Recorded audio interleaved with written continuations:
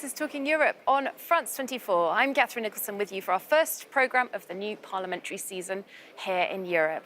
Today, our programme is about a word that you're likely hearing pretty much every day right now, inflation.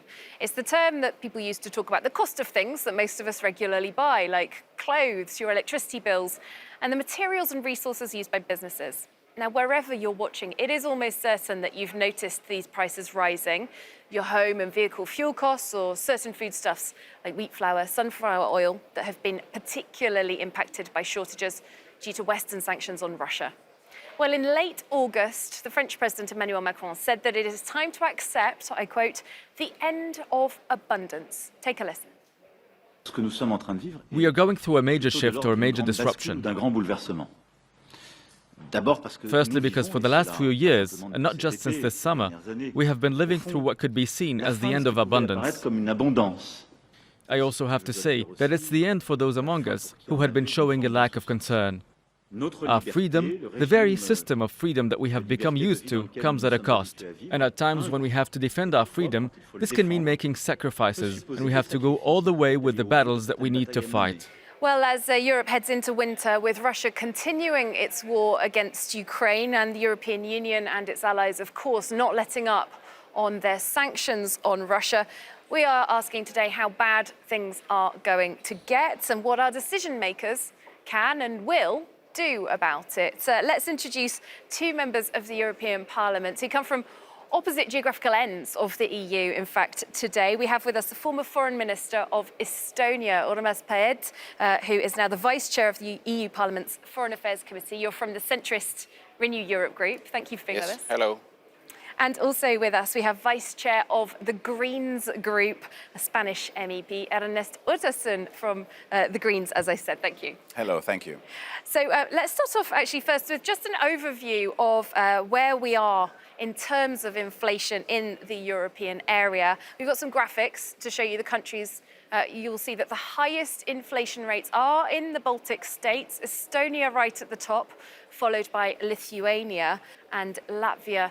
The Eurozone average over 9% and forecast to rise. So, Urmas Paet, I'll come to you first. Overall inflation in Estonia, as we've seen, has gone above 23%. How long can this be sustained by Estonians?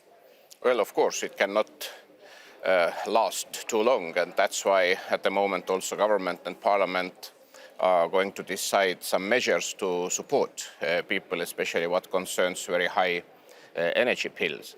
And if you look at the reason for this inflation, then yes, majority of this inflation comes from very high electricity and gas prices.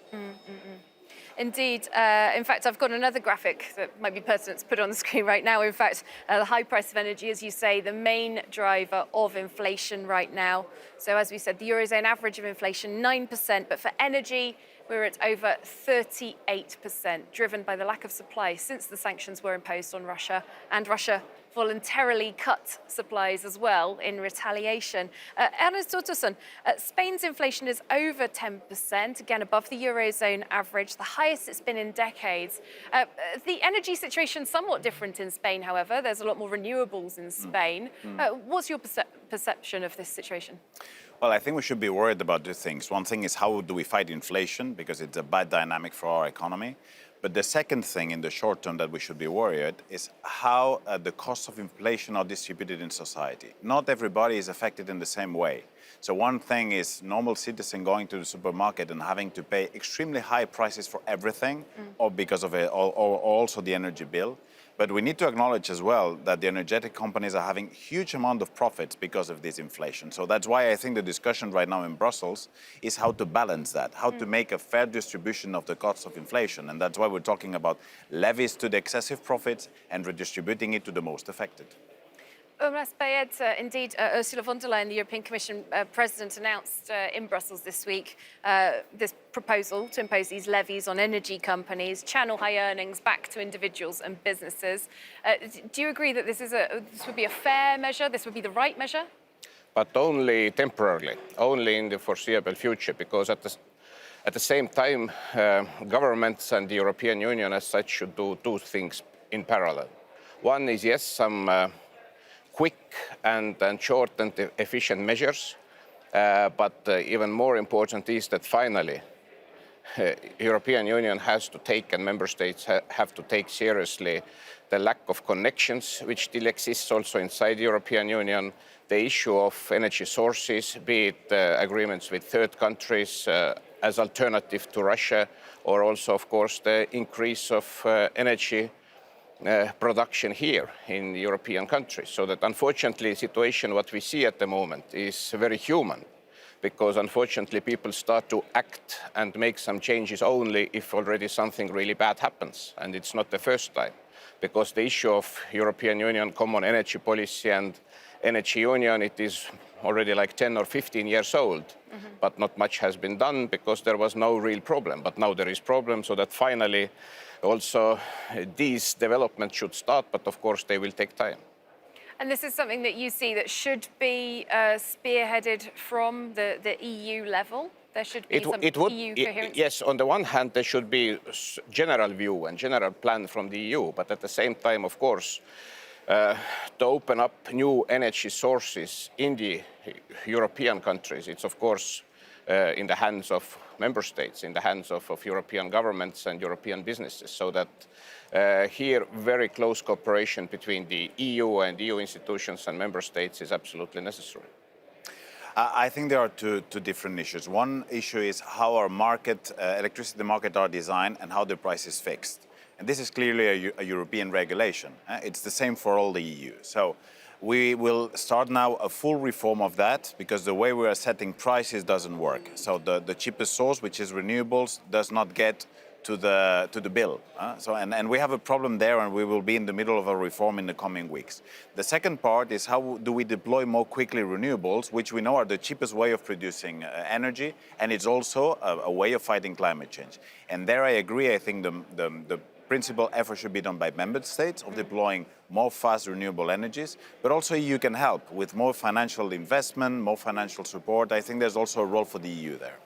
There's perhaps a bit of a conflict, however, in all of these different measures from the public perception.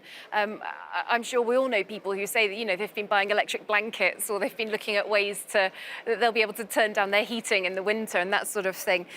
People in Europe are feeling this now, and they want some immediate measures right now. You've both talked about things like improving the energy network connectivity, making various reforms.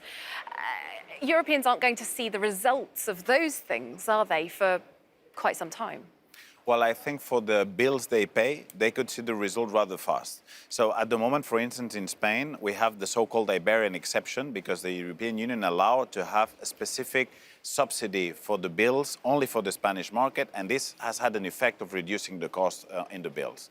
Now there's a discussion of having this reform and having this levy that will be used to subsidize electricity bills. And if we do that fast, I think that already this winter citizens can see that that there is a contention of the price of their bills. But of course we need to act fast and make those reforms as soon as possible.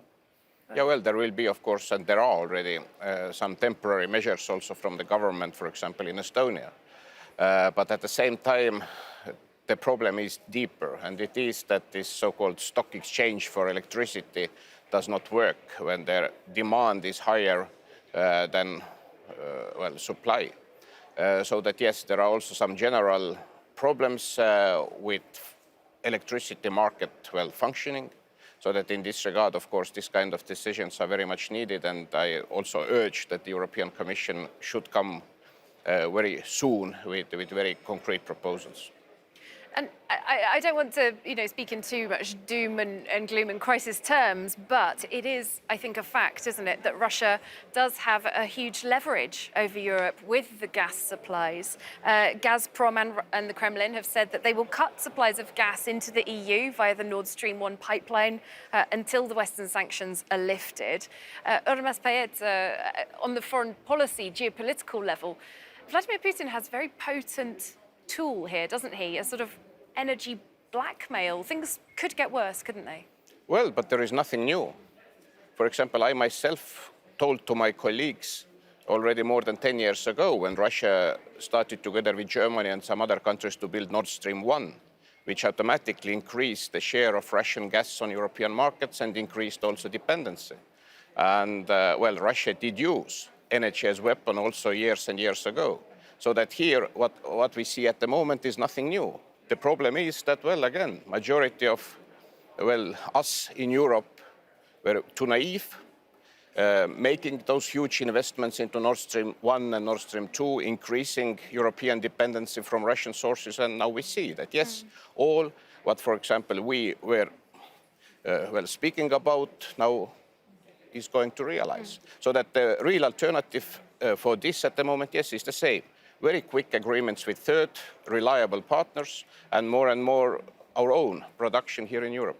And I know that you personally and many people in your country strongly support the sanctions against Russia. No, the issue is that the war in Ukraine should end, yes, so that the Russian aggression and you believe that the sanctions are a strong part because of it? Through those sanctions, well, there is still certain limit to ability of Russia to continue the war.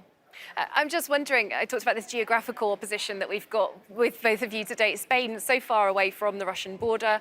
You don't have these historical links, this memory of Russian occupation and Soviet occupation. Support for these sanctions in Spain with all of these pressures? I think for the moment there's a great deal of solidarity towards Ukrainian people in Spain. And there's a great understanding that, of course, Europe is not going directly involved in the war in Ukraine. We cannot do that. We shouldn't do that. But then sanctions are the tool that we can use, of course. And also speaking from a Western European Western perspective, I have to admit that the West of Europe did not listen enough to the East of Europe when discussing Russian relations in the last years. I think that the geopolitical decisions made with the Nord Stream 2 were wrong. And Germany, but also France, Spain did not listen enough. Voices from Eastern Europe warning that that was wrong. All right, we'll have to end it there, but thank you both very much for joining this discussion, Ormas Payed and Ernest Ottersen. Thanks Thank you so much. Thank you. Thanks to you for watching, and hope to see you soon here on France 24.